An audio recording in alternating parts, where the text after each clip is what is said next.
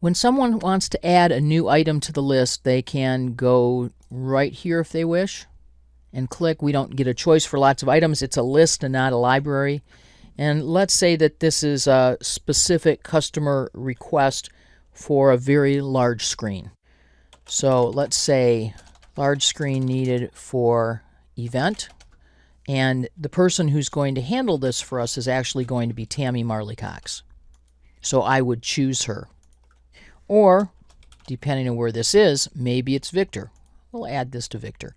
The issue is active to begin with, and let's say that this is a high priority.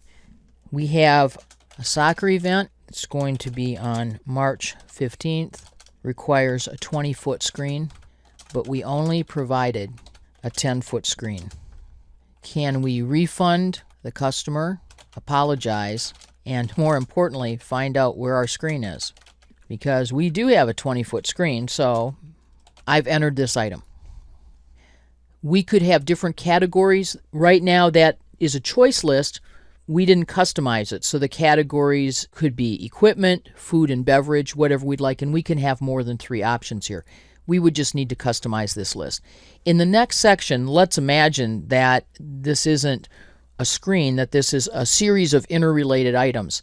I can choose existing issues and add them to the list of related issues. If there are other comments, I could enter them here if I wished. And let's choose a due date for this. This happened in March. Let's see if we can get some closure on it by April 5th at the end of the day. And I save this. Now, that's all I've done. I haven't done anything terribly amazing or exciting here. It's been added to the list. It's been assigned to Victor.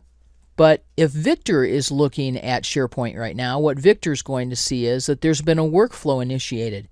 He'll get an email about that, but he'll also get an alert that will show up. His little bell up here will ring, and he'll see that there's something that needs to be done and can then open it up and deal with it. So right now we're in the second stage of the workflow, waiting to see what Victor's going to do. So Victor was out in the field and actually received this on his iPad, and he's already taken care of it. If I refresh this, remember I wouldn't just be sitting here watching the list. Notice that it's now marked as resolved. And the issue resolution process, this is the name of my workflow, shows as in progress. If I want to know what that looks like, I can open this in a new tab.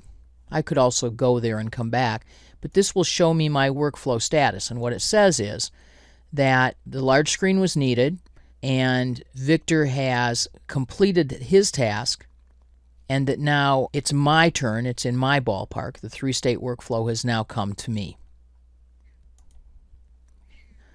So if I head on up to my waffle and open my mail in a new tab,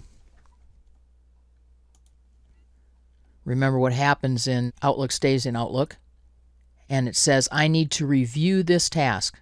Some of it's been blocked. I'm going to click here. Large screen needed for event. So I'm going to click this, and it's actually going to take me right back to this form.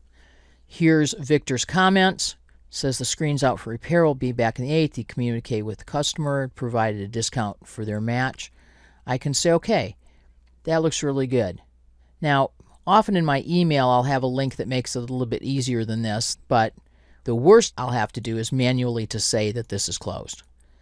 If I wanted to add more comments to this, I could, but let's save this. And that's how we move the status along. Victor gets an email, he opens it up, he checks it, and it's like, oh, we're all good. I fixed this, and by simply updating this item, there's an email sent back to me, and I know then that it's time for me to go check this particular issue.